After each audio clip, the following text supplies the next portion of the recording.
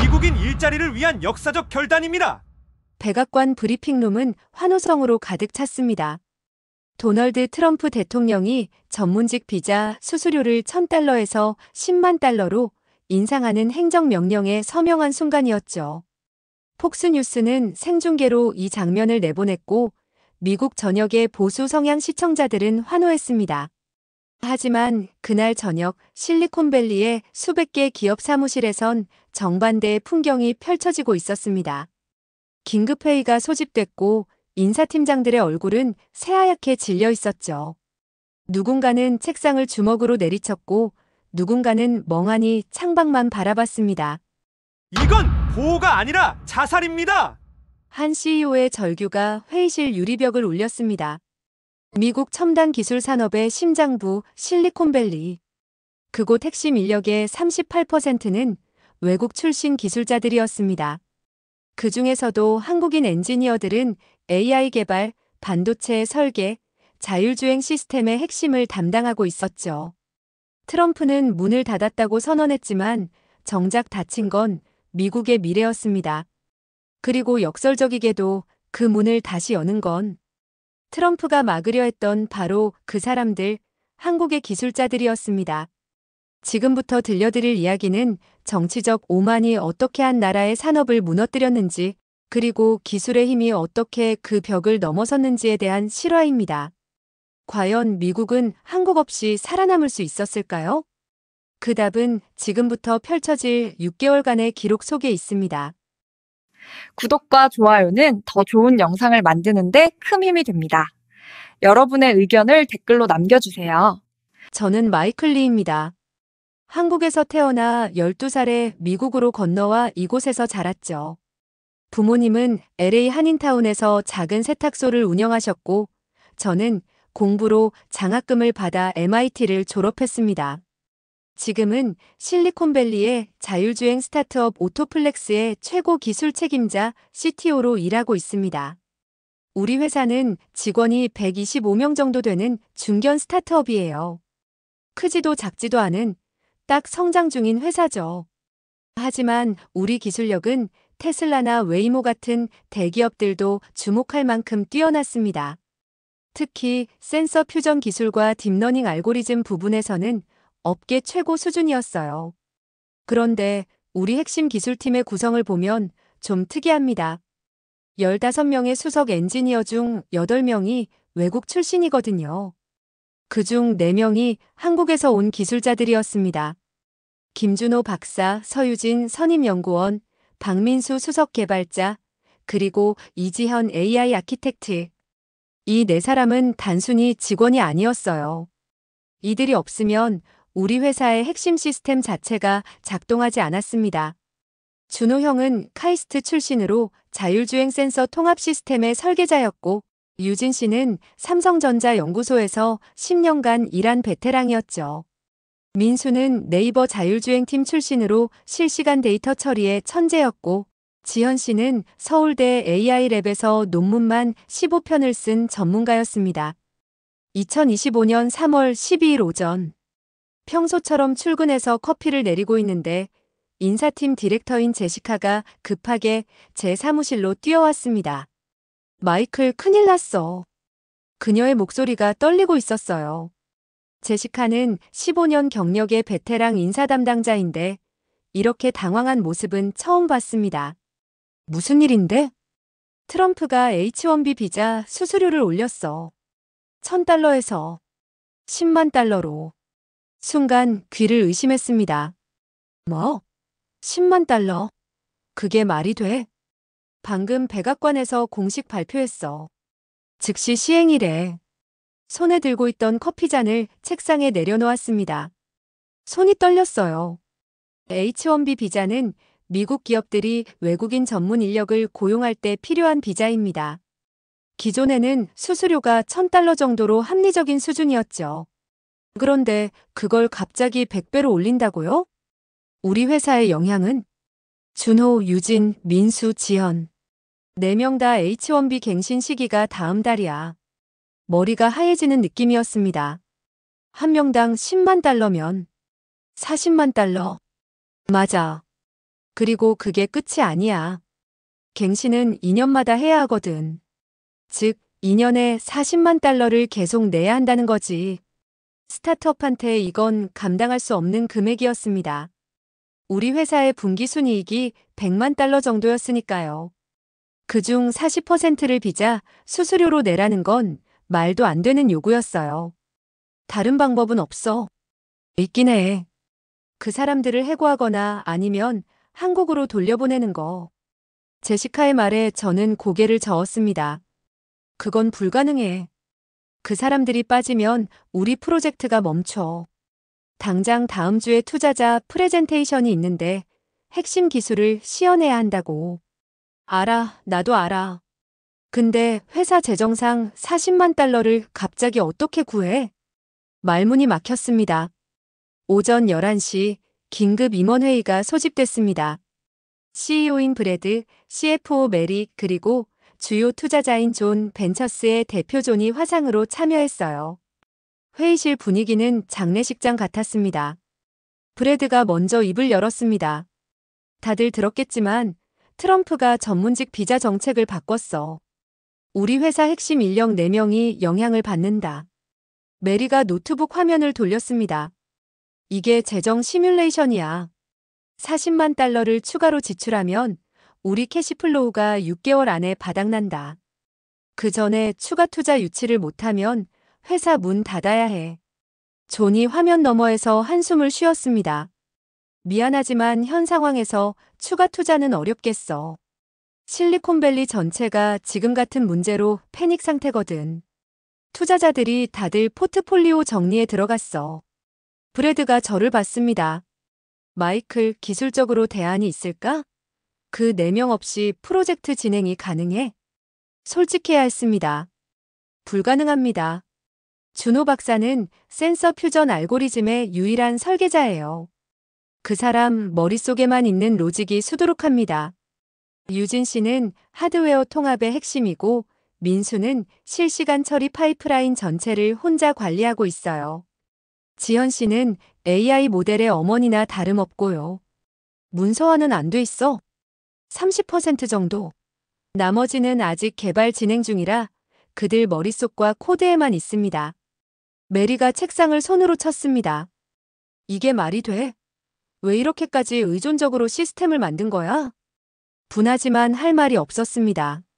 스타트업의 속도전 속에서 우리는 최고의 인재들에게 최대한의 자율성을 줬고 그게 빠른 성장을 만들어냈죠. 하지만 지금 그게 독이 되고 있었습니다. 존이 차갑게 말했습니다. 선택지는 2개야. 40만 달러를 어떻게든 구해서 버티거나 아니면 그 4명을 포기하고 재건하거나. 재건하면 최소 6개월은 걸릴 거고 그 사이 우리 경쟁사들은 앞서 나가겠지. 회의실이 조용해졌습니다. 브래드가 긴 한숨을 내쉬었습니다. 일단 주말까지 각자 방법을 찾아보자. 월요일 아침에 다시 모여서 최종 결정하자. 회의가 끝나고 저는 복도에서 준호 형을 마주쳤습니다. 형 들었어요? 응. 다들 난리더라. 죄송합니다. 제가 이렇게까지 될 줄 몰랐어요. 준호 형은 쓴웃음을 지었습니다. 마이클, 내가 왜 미안해. 트럼프가 미친 거지. 그나저나 회사는 어떻게 할 거야? 모르겠어요. 솔직히 40만 달러를 구할 방법이 없어 보여요. 그럼 우리 넷이 짐 싸야겠네. 그럴 순 없어요. 형들 없으면 회사가 무너져요. 준호 형이 제 어깨를 두드렸습니다. 마이클, 우린 괜찮아. 한국 돌아가도 일자리야 있으니까. 내가 걱정이지. 이 회사는 내 꿈이잖아. 목이 메었습니다. 형, 괜찮다니까. 주말 동안 생각해보자. 방법이 있을 거야. 하지만 저는 알고 있었습니다. 방법이 없다는 걸. 그날 저녁 집에 돌아와서 아내 에밀리에게 상황을 설명했습니다. 그러니까 회사가 문을 닫을 수도 있다는 거야? 최악의 경우엔. 트럼프는 대체 왜 이런 짓을 하는 거야? 미국인 일자리를 보호한다고. 외국인들이 미국인 일자리를 빼앗는다는 논리지. 에밀리가 어이없다는 표정을 지었습니다. 그게 말이 돼? 준호나 유진 같은 사람들은 미국인이 할 수 없는 일을 하잖아. 그 사람들이 없으면 그 일 자체가 사라지는 건데? 나도 알아. 근데 정치인들은 그런 거 신경 안 써. 표만 얻으면 되니까. 그날 밤 잠을 이룰 수 없었습니다. 창문 밖으로 실리콘밸리의 야경이 펼쳐져 있었어요. 저 불빛 하나하나가 누군가의 꿈이고 누군가의 땀이고 누군가의 미래였죠. 그리고 그 불빛의 상당수는 외국에서 온 기술자들의 것이었습니다. 트럼프는 그걸 이해하지 못했습니다. 아니, 이해하려 하지 않았죠. 다음 날 아침 출근하니 회사 분위기가 더 가라앉아 있었습니다. 복도에서 마주치는 직원들마다 불안한 표정이었어요. 카페테리아에서 민수를 만났습니다. 마이클, 이거 진짜 심각한 거 맞죠? 응. 저희 4명 때문에 회사 전체가 위험해진 거잖아요. 저희가 사표를 내는 게 맞는 거 아닐까요? 말도 안 돼. 너희 잘못이 아니야. 하지만 현실적으로. 민수야, 너희가 나가면 회사는 어차피 망해. 그건 해결책이 아니야. 민수가 고개를 숙였습니다. 죄송합니다. 가슴이 미어졌습니다. 이 친구들은 아무 잘못도 하지 않았어요.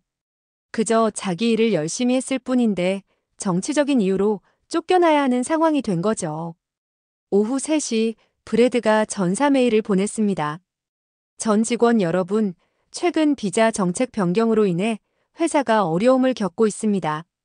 경영진은 최선의 해결책을 찾기 위해 노력 중이며 월요일에 공식 발표가 있을 예정입니다. 모두가 불안하시겠지만 우리는 함께 이겨낼 것입니다. 하지만 그 누구도 메일을 믿지 않았습니다. 금요일 오후 유진 씨가 제 사무실로 찾아왔습니다. 마이클, 시간 좀 괜찮아요? 그럼요. 앉으세요. 유진 씨는 평소와 달리 굉장히 침착한 표정이었습니다. 저 한국 본사에 연락해봤어요. 한국 본사요? 네. 삼성전자 미국 지사 동기한테 물어봤더니 본사에서 지금 비슷한 상황에 처한 미국 스타트업들을 지원하는 방안을 검토 중이래요. 귀가 번쩍 뜨였습니다. 어떤 지원이요? 원격 기술 협력이요. 한국에 있는 엔지니어들이 미국 프로젝트를 원격으로 지원하는 거죠. 비자 문제도 없고 비용도 훨씬 저렴하고. 그게 가능해요? 시차 문제만 해결되면 충분히 가능하죠. 저희 4명이 브리지 역할을 하면 돼요. 낮에는 여기서 일하고 밤에는 한국 팀이 이어받는 거예요. 처음으로 희망이 보이는 것 같았습니다. 유진 씨, 그 동기분이랑 미팅 잡을 수 있을까요? 이미 잡았어요. 내일 오전 10시에 화상회에 가능하대요. 고마워요. 정말로. 유진 씨가 미소 지었습니다. 마이클, 우리도 이 회사 사랑해요. 포기하고 싶지 않아요. 토요일 아침 10시. 저는 집 서재에서 노트북을 켜고 화상회의에 접속했습니다. 화면에 나타난 사람은 삼성전자 종합기술원 팀장이었던 김태수 상무였습니다. 처음 뵙겠습니다. 마이클 리 CTO님. 유진 씨한테 많이 들었습니다. 감사합니다, 상무님.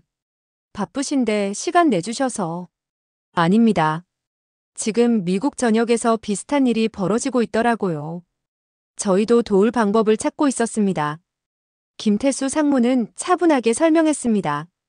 삼성뿐만 아니라 네이버, 카카오, SK, LG 등 한국의 주요 기술 기업들이 연합해서 K-테크 브리지라는 프로그램을 만들고 있다고 했어요. 미국의 스타트업들이 한국의 기술 인력을 원격으로 활용할 수 있도록 지원하는 거죠. 비용은 어떻게 되나요? 기존 H1B 수수료의 10분의 1 수준입니다. 저희는 이걸 사업이 아니라 협력으로 보고 있어요. 와, 대신 조건이 있습니다. 개발된 기술의 일부를 오픈소스로 공개해 주셔야 해요. 한국 기술 생태계 전체가 함께 성장하기 위해서죠. 그 정도는 충분히 가능합니다. 그럼 다음 주에 정식 계약서를 보내드리겠습니다. 저희 엔지니어 2명을 우선 배정해드릴 수 있어요. 통화가 끝난 후 저는 주먹을 불끈 쥐었습니다. 방법이 있었어요. 트럼프가 문을 닫았지만 한국이 다른 문을 열어준 거죠. 월요일 아침 긴급 임원회의에서 저는 이 방안을 발표했습니다. 브래드와 메리 그리고 존은 믿을 수 없다는 표정이었어요. 한국 기업들이 그냥 도와준다고?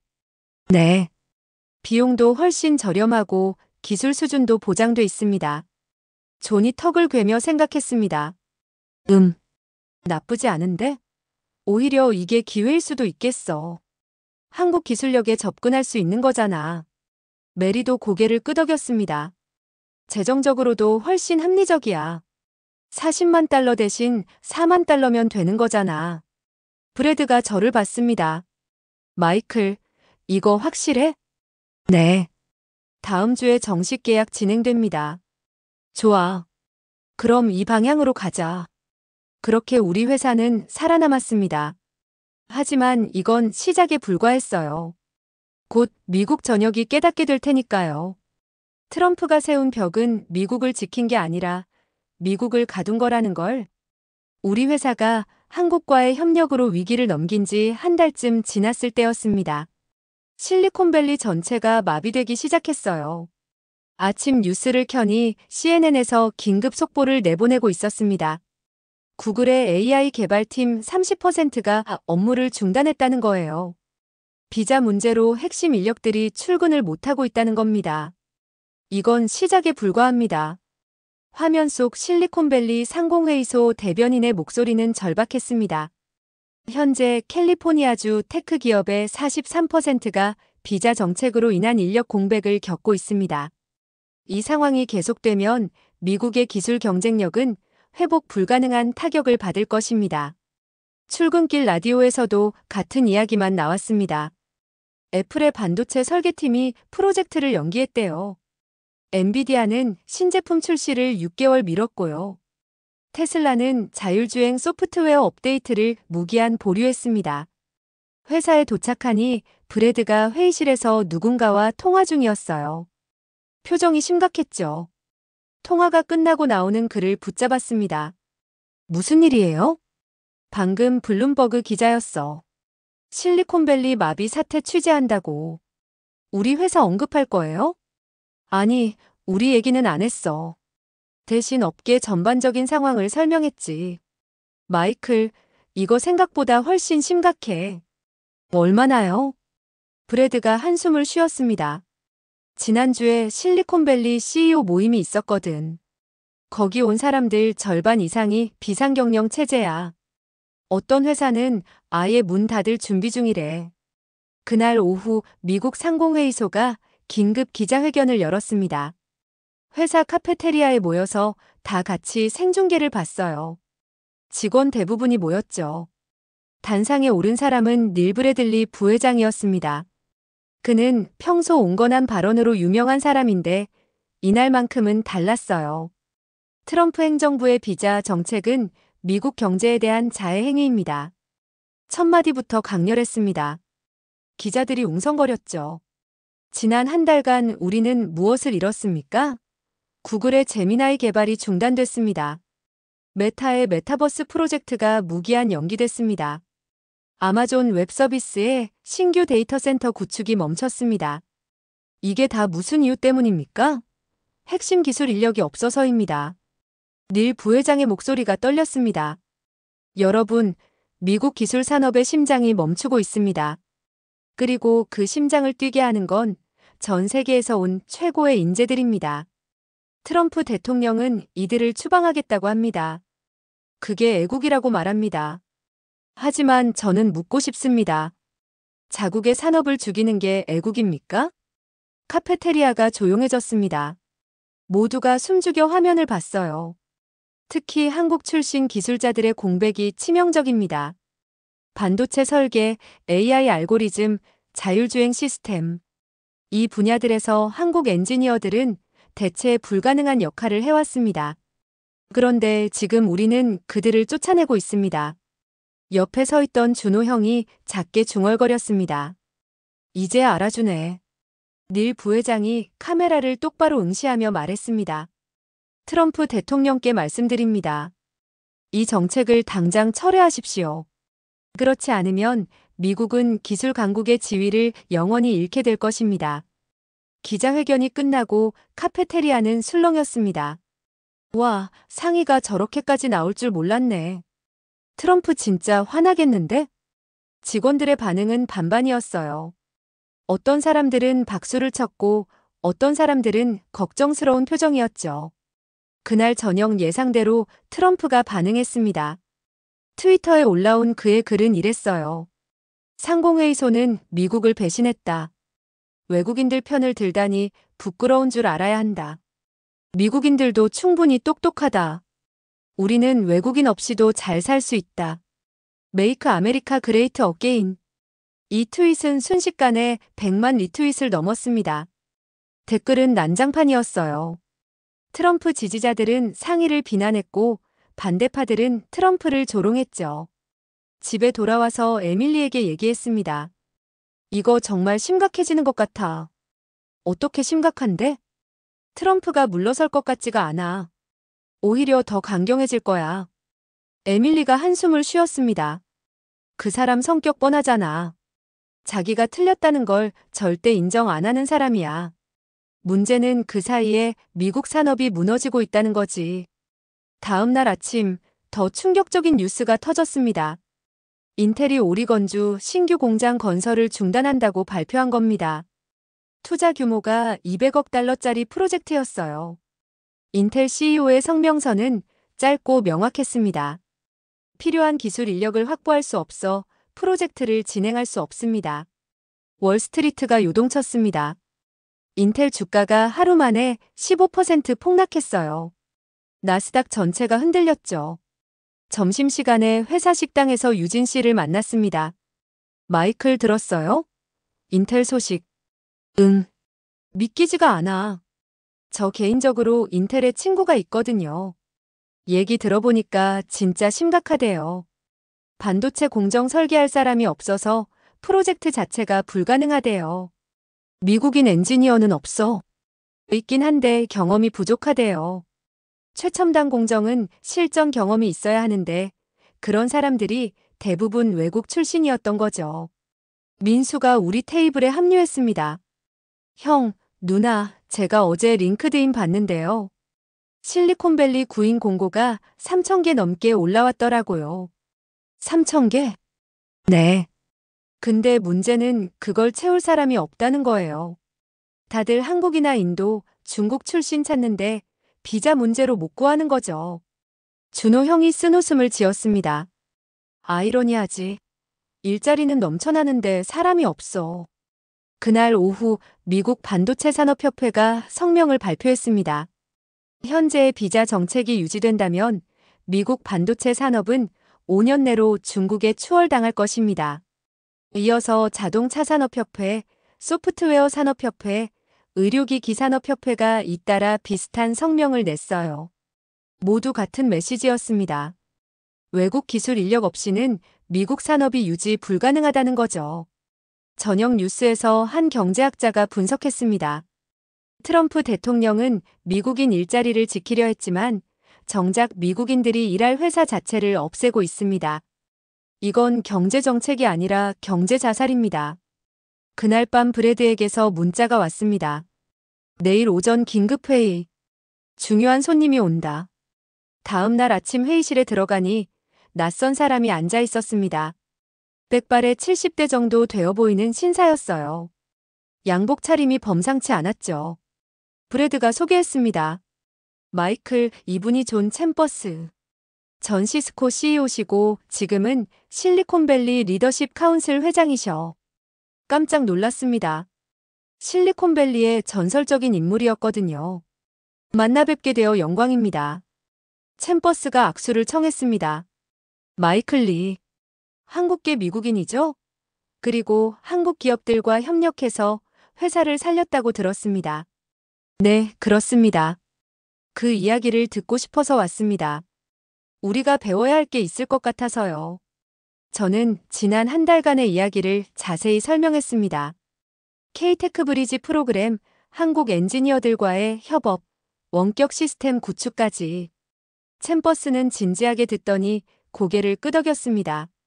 놀랍군요. 트럼프가 문을 닫았는데 한국이 창문을 열어준 셈이네요. 그렇게 볼 수 있죠. 마이클, 이게 확대 가능할까요? 다른 회사들도 이런 방식으로 협력할 수 있을까요? 충분히 가능합니다. 한국 기업들도 적극적이고요. 챔버스가 의미심장한 미소를 지었습니다. 그럼 우리가 할 일이 생겼군요.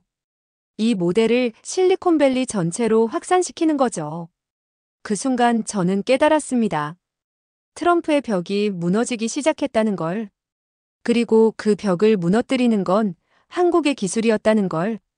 존 챔버스와의 미팅 이후 상황이 빠르게 움직이기 시작했습니다. 일주일 만에 실리콘밸리의 주요 기업 30여 곳이 K-테크 브리지 프로그램에 참여 신청을 했어요. 구글, 메타, 애플, 엔비디아. 이름만 들어도 아는 회사들이었죠. 한국 기업들도 발빠르게 대응했습니다. 삼성이 전담팀을 꾸렸고 네이버와 카카오는 엔지니어 100명을 추가 배정했어요. 하이닉스는 반도체 전문가들을 미국 프로젝트에 투입했고요. 어느 날 준호 형이 신이 나서 제 사무실로 뛰어왔습니다. 마이클, 이거 봐. 그가 내민 노트북 화면에는 CNN 기사가 떠 있었어요. 제목이 인상적이었습니다. 트럼프가 닫은 문, 한국이 인터넷으로 열다. 기사 내용은 더 놀라웠습니다. 지난 한 달간 한국 엔지니어들이 원격으로 미국 기업을 지원한 사례가 200건을 넘었다는 거예요. 그리고 그 덕분에 멈춰있던 프로젝트들이 다시 돌아가기 시작했다고 했죠. 형, 우리가 시작한 일이 이렇게 커질 줄 몰랐어요. 나도 몰랐지. 근데 솔직히 뿌듯하긴 해. 그날 저녁 뉴스에서는 더 구체적인 사례들이 소개됐습니다. 웨이모의 자율주행 시스템이 한국 카이스트 연구팀의 도움으로 개발을 재개했대요. 엔비디아의 AI 칩 설계에는 서울대 출신 엔지니어 15명이 참여했고요. 한 인터뷰가 특히 기억에 남습니다. 구글 딥마인드의 프로젝트 매니저가 카메라 앞에서 말했어요. 솔직히 처음엔 반신반의했습니다. 원격으로 이렇게 복잡한 프로젝트를 할 수 있을까 싶었거든요. 근데 한국 팀은 달랐어요. 시차를 역이용해서 24시간 개발 체계를 만들었죠. 우리가 퇴근하면 그쪽이 출근해서 이어받았어요. 오히려 개발 속도가 빨라졌습니다. 에밀리가 저녁 식사 중에 물었습니다. 여보, 이거 한국에서는 어떻게 보고 있대? 한국 뉴스 봤어? 응, 아까 유튜브로. 난리래. KBS에서 특집 다큐멘터리까지 만들었대. 사실 저도 궁금해서 한국 뉴스를 찾아봤었어요. 댓글 반응이 뜨거웠죠. 이게 바로 소프트 파워다. 트럼프 꼴 좋다. 우리나라 기술력 인정받는구나. 미국이 우릴 필요로 하네. 한국 사람들의 자부심이 느껴졌습니다. 하지만 모든 게 순탄한 건 아니었어요. 트럼프 지지자들의 반발이 거세졌습니다. 그들은 이걸 미국에 대한 배신으로 봤거든요. 어느 날 출근길에 회사 앞에서 시위대를 마주쳤습니다. 미국 일자리를 지키자. 외국인은 돌아가라. 플래카드를 든 사람들이 우리 회사 건물 앞을 가로막고 있었어요. 경찰도 와 있었죠. 차에서 내리자 한 시위자가 저를 알아봤습니다. 저기 저 동양인.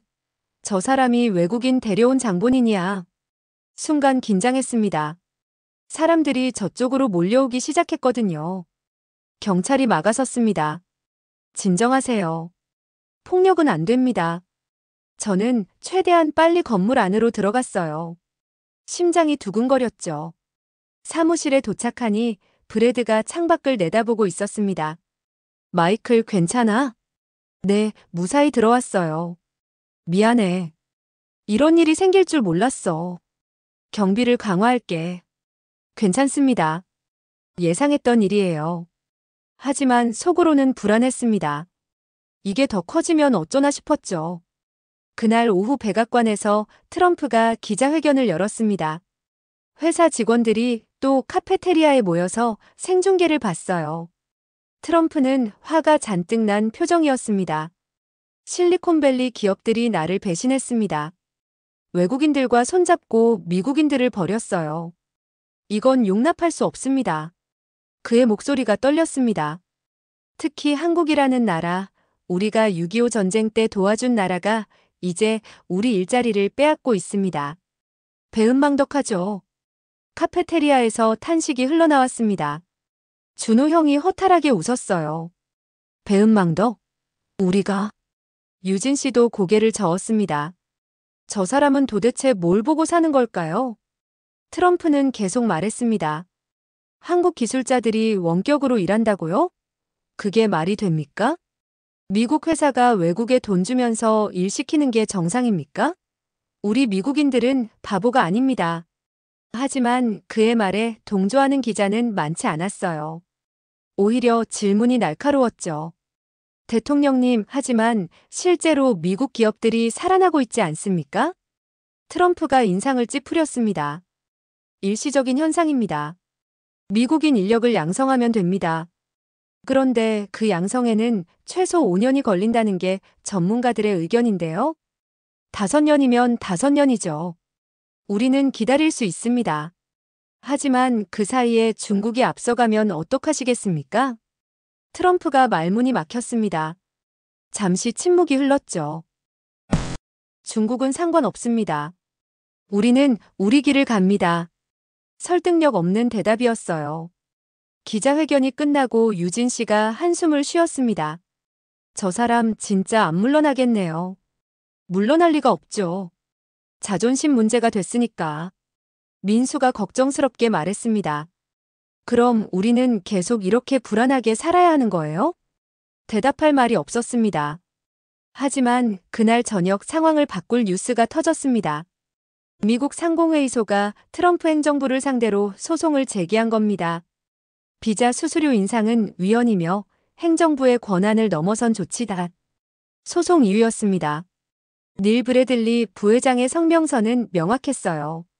우리는 더 이상 기다릴 수 없습니다. 매일 미국 기업들이 무너지고 있습니다.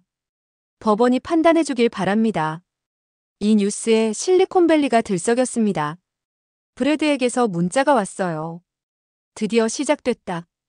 이제 진짜 싸움이야. 저는 창밖을 바라봤습니다. 해가 지고 있었어요. 긴 싸움이 될 거란 걸 알고 있었습니다. 하지만 이상하게 희망이 보였어요. 왜냐하면 우리 편에는 진실이 있었으니까요. 한국의 기술이 없으면 미국이 무너진다는 누구도 부정할 수 없는 진실 말입니다.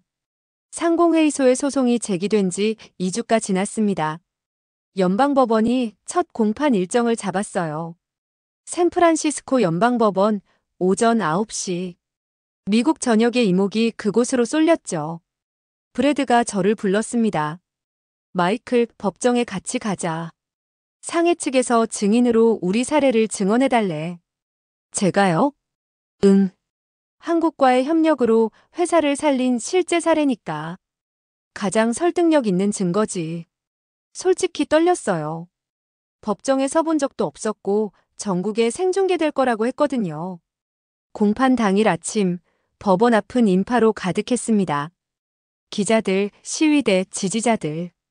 양쪽 진영이 팽팽하게 맞서고 있었어요. 트럼프를 지지한다. 미국 산업을 살려라. 구호 소리가 뒤섞였습니다. 법정 안으로 들어가니 숨이 막혔어요. 방청석이 빼곡했죠. 카메라도 여러 대 설치돼 있었고요. 원고 측 변호인단이 먼저 자리했습니다. 그 중심에 닐 브래들리 부회장이 앉아 있었어요. 피고 측에는 법무부 변호사들이 앉았죠. 트럼프 행정부를 대리하는 사람들이었습니다. 판사가 입장했습니다. 머리가 희끗한 60대 여성 판사였어요. 상공회의소 대 미국 행정부 사건을 시작하겠습니다. 법정이 조용해졌습니다. 원고 측 주임 변호사가 일어났습니다. 재판장님, 이 사건은 단순한 정책 논쟁이 아닙니다. 미국 산업의 생존이 걸린 문제입니다. 트럼프 행정부는 전문직 비자 수수료를 100배나 인상했고 그 결과 미국 기술 기업들이 무너지고 있습니다. 그는 자료를 제출했습니다. 지난 2달간 실리콘밸리 기업 412곳이 프로젝트를 중단했습니다. 이로 인한 경제적 손실은 200억 달러를 넘습니다. 일자리 6만 개가 위험에 처했고요. 피고 측 변호사가 반박했습니다. 재판장님, 대통령은 국가 안보와 고용을 보호할 권한이 있습니다. 이번 조치는 정당한 권한 행사입니다. 국가 안보요? 자국 산업을 파괴하는 게 안보입니까? 외국인 의존도를 낮추는 게 장기적으로 안보에 도움이 됩니다. 우원고 측 변호사가 냉소했습니다. 장기적으로요? 그 장기가 얼마인데요? 10년? 20년? 그 사이에 미국은 어떻게 됩니까? 판사가 개입했습니다. 변호인, 감정적 대응은 삼가십시오. 증거로 말하십시오. 알겠습니다, 재판장님. 증인을 호출하겠습니다. 그때 제 이름이 불렸습니다. 마이클 리를 증인석으로. 다리가 후들거렸어요. 천천히 일어나 증인석으로 걸어갔죠. 선서를 하고 앉았습니다. 수백 개의 시선이 저를 향했어요. 우원고 측 변호사가 다가왔습니다. 증인은 오토플렉스의 최고 기술 책임자죠? 네, 그렇습니다. 귀사는 비자 정책으로 인해 어떤 영향을 받았습니까? 저는 숨을 깊이 들이쉬었습니다. 저희 핵심 기술팀 4명이 한국 출신 엔지니어들이었습니다. 비자 수수료가 인상되면서 그들을 유지할 수 없게 됐죠. 40만 달러는 스타트업이 감당할 수 없는 금액이었습니다. 그래서 어떻게 하셨습니까? 한국 기업들과 협력했습니다. K-테크 브리지 프로그램을 통해 원격으로 기술 지원을 받았어요. 그게 효과가 있었습니까? 네. 회사를 살렸습니다. 오히려 개발 속도가 빨라졌고요. 변호사가 고개를 끄덕였습니다. 증인께 묻겠습니다. 만약 한국에 도움이 없었다면 어땠을까요? 저는 잠시 멈췄습니다. 그리고 솔직하게 말했어요. 회사는 문을 닫았을 겁니다. 저희뿐 아니라 비슷한 처지의 수백 개 회사들이 같은 운명을 맞았을 거예요. 법정이 술렁였습니다. 피고 측 변호사가 반대 신문을 시작했습니다. 증인, 미국인 엔지니어를 고용할 생각은 안 해보셨습니까? 해봤습니다. 그런데요? 적합한 인재를 찾을 수 없었습니다. 자율주행 시스템은 최첨단 기술이에요. 실전 경험이 있는 엔지니어가 필요한데 미국에는 그런 인력이 부족했습니다. 부족했다기보다 안 찾아본 거 아닙니까? 아닙니다. 저희는 6개월간 채용 공고를 냈습니다. 지원자가 한 명도 없었어요. 한 명도요? 네. 이 분야는 그만큼 전문성이 필요합니다. 변호사가 공격적으로 물었습니다. 그럼 증인은 미국인보다 한국인이 더 우수하다고 주장하시는 겁니까? 순간 법정이 조용해졌습니다. 함정 질문이었어요. 저는 신중하게 대답했습니다. 우수함의 문제가 아닙니다. 경험과 훈련의 문제죠. 한국은 지난 15년간 자율주행 기술에 집중 투자했습니다. 카이스트, 서울대, 포스텍 같은 대학들이 관련 인력을 배출했고요. 미국도 그런 시스템을 만들 수 있습니다. 하지만 시간이 필요해요. 최소 5년은요. 5년이면 기다릴 수 있지 않습니까? 그 5년 동안 중국이 앞서갑니다. 그럼 미국은 영원히 따라잡을 수 없어요. 변호사가 말문이 막혔습니다. 판사가 끼어들었습니다. 증인, 한 가지만 더 묻겠습니다. 한국과의 협력이 미국에 도움이 된다고 보십니까? 저는 판사를 똑바로 바라봤습니다. 네, 재판장님. 한국은 적이 아니라 동맹입니다. 그들의 기술이 미국 산업을 살리고 있습니다. 이건 의존이 아니라 협력이에요. 서로 돕는 거죠. 고맙습니다, 증인. 증인석에서 내려왔을 때 닐 브래들리 부회장이 저를 봤습니다. 그가 작게 고개를 끄덕였어요. 이어서 다른 증인들이 나왔습니다. 구글의 부사장, 인텔의 기술이사, 테슬라의 개발팀장. 모두 같은 이야기를 했어요. 외국 기술 인력 없이는 미국 산업이 유지 불가능하다고. 특히 한국 엔지니어들의 역할이 결정적이라고. 오후가 되자 닐 브래들리 부회장이 직접 증언대에 섰습니다. 그의 목소리는 떨렸지만 단호했어요. 재판장님, 트럼프 대통령은 미국을 보호한다고 말합니다. 하지만 실제로는 미국을 고립시키고 있습니다. 21세기는 협력의 시대입니다. 어느 나라도 혼자서는 살 수 없어요. 그는 자료를 들어 올렸습니다. 이게 지난 2달간의 기록입니다. 한국 엔지니어들이 미국 기업 300곳을 살렸습니다. 원격으로요. 인터넷으로요. 트럼프가 닫은 문을 기술이 열었습니다. 법정이 숨죽였습니다. 한국이 없었다면 미국의 내일도 없었을 겁니다. 이건 과장이 아니라 사실입니다. 그의 말이 끝나자 방청석에서 박수가 터져 나왔습니다. 판사가 망치를 두드렸어요. 정숙, 방청객 여러분, 법정에서는 박수를 금지합니다. 하지만 박수는 쉽게 멈추지 않았습니다. 그날 저녁 뉴스는 법정 장면으로 도배됐습니다. 특히 닐 부회장의 마지막 발언이 계속 반복됐어요. 한국이 없었다면 미국의 내일도 없었을 겁니다. 이 말은 순식간에 인터넷을 뜨겁게 달궜습니다. 집에 돌아와 에밀리가 말했습니다. 여보, 당신 증언 봤어. 정말 멋있었어. 떨렸어. 다리가 후들거렸다고. 그래도 잘했어. 진실을 말했잖아. 저는 소파에 털썩 앉았습니다. 이제 판사가 결정하겠지. 어떻게 나올 것 같아? 모르겠어. 하지만 적어도 우리는 최선을 다했어. 창밖으로 밤하늘이 보였습니다. 별이 빛나고 있었어요. 곧 새로운 시대가 열릴 거란 예감이 들었습니다. 법원의 판결이 나오기까지 3주가 걸렸습니다. 그 사이 미국 사회는 완전히 둘로 나뉘었어요. 트럼프 지지자들은 여전히 그를 옹호했지만 경제계와 기술업계는 등을 돌렸죠. 특히 공화당 내부에서 균열이 생기기 시작했습니다. 어느 날 아침 뉴스를 보다가 깜짝 놀랐어요. 공화당의 중진 의원 3명이 공개적으로 트럼프를 비판한 겁니다. 텍사스 출신 상원의원 존 코닌이었습니다. 대통령의 정책은 미국 경제에 해를 끼치고 있습니다. 텍사스만 해도 반도체 기업들이 줄줄이 손실을 보고 있어요. 이건 보호가 아니라 자해입니다. 유타 출신 민rom니 상원의원도 가세했습니다. 우리는 외국 인재들과 협력해야 합니다. 그들을 쫓아내는 건 어리석은 짓이에요. 공화당 내부에서 이런 목소리가 나온다는 건 심각한 신호였어요. 브래드가 흥분해서 제 사무실로 뛰어왔습니다. 마이클, 트럼프 지지율 봤어? 아니, 얼마나 됐는데? 38%로 떨어졌어. 취임 이후 최저치야. 진짜요? 응. 여론조사 기관에서 물어봤대. 비자 정책 때문에 지지 철회한 사람이 12%래. 숫자가 실감나지 않았어요. 하지만 분명한 건 바람이 바뀌고 있다는 거였죠. 그날 오후 드디어 연방법원의 판결이 나왔습니다. 전 직원이 카페테리아에 모였어요. 생중계를 보기 위해서였죠. 판사가 법정에 입장했습니다.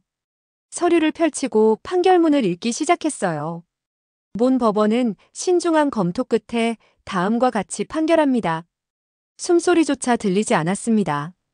트럼프 행정부의 전문직 비자 수수료 인상 조치는 행정부의 권한을 넘어선 것으로 판단됩니다. 의회 승인 없이 일방적으로 수수료를 100배 인상한 것은 위법입니다. 카페테리아가 술렁였습니다. 또한 이 조치는 미국 경제에 심각한 피해를 끼쳤으며 합리적 근거가 부족합니다. 따라서 본 법원은 해당 조치를 무효로 선언하며 즉시 원상복구할 것을 명령합니다. 순간 환호성이 터져나왔습니다. 이겼다. 드디어. 준호 형이 저를 껴안았어요. 마이클, 우리가 이겼어. 유진 씨와 민수, 지현 씨도 모두 웃고 있었죠. 하지만 저는 알고 있었습니다. 이게 끝이 아니라는 걸. 예상대로 그날 저녁 트럼프가 반응했습니다. 트위터에 연속으로 글을 올렸어요. 법원 판결을 받아들일 수 없다. 이건 사법부의 월권이다. 항소할 것이다. 나는 미국을 위해 싸우고 있다. 외국인들의 편을 드는 판사들은 반역자다. 실리콘밸리는 미국을 배신했다. 나는 진짜 미국인들과 함께한다. 하지만 이번엔 반응이 달랐습니다. 백악관 내부에서도 균열이 생기기 시작한 거예요. 폭스뉴스에서 특종을 터뜨렸습니다. 백악관 경제보좌관 3명이 사퇴 의사를 밝혔다는 겁니다. 그중 한 명이 기자회견을 열었어요. 저는 더 이상 대통령의 경제정책을 지지할 수 없습니다. 이번 비자 정책은 명백한 실패작입니다. 미국 경제에 막대한 피해를 입혔죠. 그는 서류를 꺼내 들었습니다. 제가 대통령께 보고했던 자료입니다. 비자 정책으로 인한 경제 손실이 500억 달러를 넘었습니다. 일자리 10만 개가 위험에 처했고요. 하지만 대통령은 이 보고서를 무시했습니다. 이 폭로는 충격적이었어요. 트럼프가 자신의 참모들조차 무시했다는 게 드러난 거니까요. 다음 날 월스트리트 저널이 사설을 실었습니다. 트럼프의 오만이 미국을 위기로 몰았다. 내용은 더 신랄했습니다. 대통령은 전문가들의 조언을 무시하고 자신의 정치적 이익만을 추구했다. 그 결과 미국 경제가 흔들렸고 동맹국인 한국에 손을 빌려야 하는 처지가 됐다. 이건 리더십의 실패다. 공화당 내부에서도 압박이 거세졌습니다. 상원 공화당 원내대표가 백악관을 방문했어요. 비공개 면담이었지만 내용이 언론에 흘러나왔죠. 대통령님, 이제 그만하셔야 합니다. 당이 무너지고 있습니다. 트럼프는 화를 냈다고 해요. 내가 틀렸다는 거야? 네, 이번엔 틀리셨습니다. 배신자 같으니. 하지만 원내대표는 물러서지 않았습니다. 배신이 아닙니다. 현실입니다. 법원도 졌고 여론도 돌아섰고 경제도 흔들립니다. 이제 항복하세요. 그로부터 이틀 후였습니다. 백악관이 공식 성명을 발표했어요. 저는 회사에서 그 순간을 봤습니다. 브래드와 함께 사무실 TV 앞에 서 있었죠. 백악관 대변인이 단상에 섰습니다. 트럼프 대통령께서는 연방법원의 판결을 존중하기로 결정하셨습니다. 숨이 멎는 것 같았어요. 전문직 비자 수수료는 기존 수준으로 환원됩니다. 또한 그동안 피해를 입은 기업들에 대한 지원책을 마련하겠습니다. 브래드가 주먹을 불끈 쥐었습니다. 됐다. 저도 모르게 안도의 한숨이 나왔어요. 드디어. 하지만 대변인의 말은 거기서 끝나지 않았습니다. 다만 대통령께서는 이 결정이 옳지 않다는 입장을 유지하십니다. 미국 우선주의는 계속될 것입니다. 끝까지 자존심을 지키려는 거였죠. 그날 저녁 준호 형과 유진 씨, 민수, 지현 씨가 우리 집에 모였습니다. 축하 파티를 하기로 했거든요. 에밀리가 한식을 준비했어요. 불고기, 잡채, 김치찌개. 자, 다들 잔 들어요. 제가 맥주잔을 들었습니다. 우리가 해냈어요. 진짜로. 준호 형이 웃으며 말했습니다. 마이클, 솔직히 처음엔 안 될 줄 알았어. 저도요. 트럼프가 저렇게 고집 센 줄 몰랐죠. 유진 씨가 끼어들었습니다. 그래도 결국 이긴 건 우리잖아요. 아니, 우리만이 아니라 진실이 이긴 거죠. 민수가 고개를 끄덕였습니다. 맞아요. 한국의 기술이 미국을 살렸다는 진실. 지현 씨가 조용히 말했습니다. 이제 미국 사람들도 알았을 거예요. 우리가 얼마나 중요한지. 잔을 부딪혔습니다. 건배. 그날 밤 뉴스에서는 트럼프의 지지율이 35%까지 떨어졌다고 보도했어요. 정치 전문가들은 입을 모았습니다. 이번 사태로 트럼프의 재선은 사실상 물 건너갔다. 공화당 내부에서도 트럼프 떠나기가 시작됐다. 미국 우선주의의 한계가 명확히 드러났다. 창밖으로 실리콘밸리의 야경이 펼쳐져 있었습니다. 저 불빛들이 다시 밝게 빛나기 시작할 거라는 걸 알았어요. 트럼프가 세운 벽은 무너졌습니다. 그리고 그 벽을 무너뜨린 건 한국의 기술이었죠. 이제 새로운 시대가 시작될 참이었습니다. 트럼프의 정책이 철회된 지 한 달이 지났습니다. 미국과 한국 정부가 공식적인 기술 파트너십 조약을 체결한다는 뉴스가 나왔어요. 워싱턴 DC에서 열리는 조인식에 저도 초대를 받았습니다. 마이클 리 CTO님, 이번 조약 체결의 상징적 인물로서 참석해 주시면 감사하겠습니다. 국무부에서 온 초대장이었어요. 조인식 당일 백악관 이스트룸은 양국 대표들로 가득했습니다. 한국 측에서는 산업통상자원부 장관이, 미국 측에서는 상무부 장관이 참석했어요. 트럼프는 보이지 않았죠. 부통령이 대신 나왔습니다. 조약의 핵심은 간단했습니다. 한국과 미국이 기술 인력을 자유롭게 교류하고 공동 연구개발 프로젝트를 진행하며 서로의 강점을 결합해 새로운 산업을 창출한다는 거였어요. 한국 장관이 연설했습니다. 오늘은 양국에 모두 의미 있는 날입니다.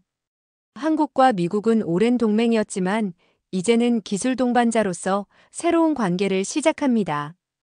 우리는 함께 미래를 만들어갈 것입니다. 미국 상무부 장관도 화답했습니다. 지난 몇 달간 우리는 어려운 시간을 보냈습니다. 하지만 그 과정에서 중요한 교훈을 얻었죠.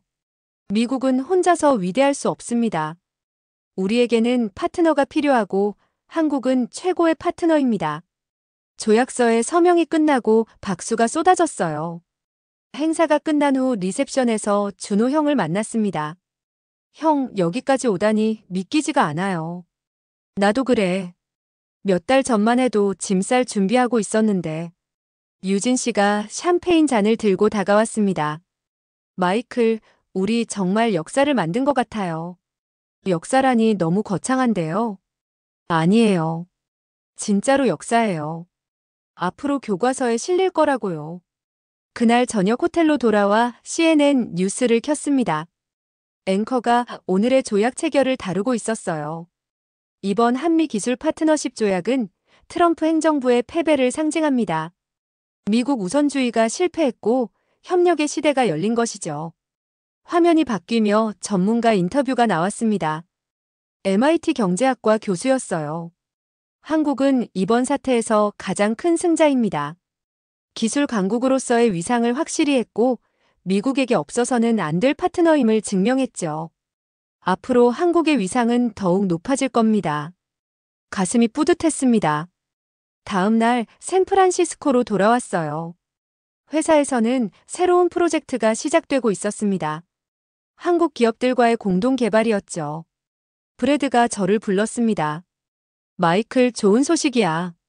삼성전자에서 우리한테 투자 제안이 들어왔어. 진짜요? 응. 5천만 달러 규모야. 그리고 그들의 기술도 쓸 수 있대. 와. 우리 회사 이제 날아오른다, 마이클. 실제로 그랬습니다.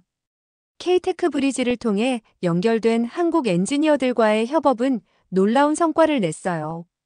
개발 속도는 2배로 빨라졌고 기술 수준도 한 단계 올라갔죠. 석 달 후 우리는 자율주행 시스템 베타 버전을 완성했습니다. 테스트 결과는 경이로웠어요. 정확도 98%, 업계 최고 수준이었죠. 투자자들이 몰려들었습니다. 시리즈 B 펀딩에서 2억 달러를 유치했어요.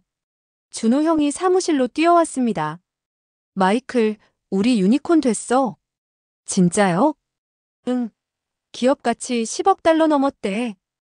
회사 전체가 축제 분위기였습니다. 하지만 이건 우리 회사만의 이야기가 아니었어요. 실리콘밸리 전체가 다시 살아나고 있었습니다. 한국과의 협력으로 수백 개 회사들이 부활했죠. 반도체, AI, 자율주행, 바이오. 모든 분야에서 한국 기술이 미국 산업을 끌어올리고 있었습니다. 어느 날 저녁집에서 에밀리와 이야기를 나눴습니다.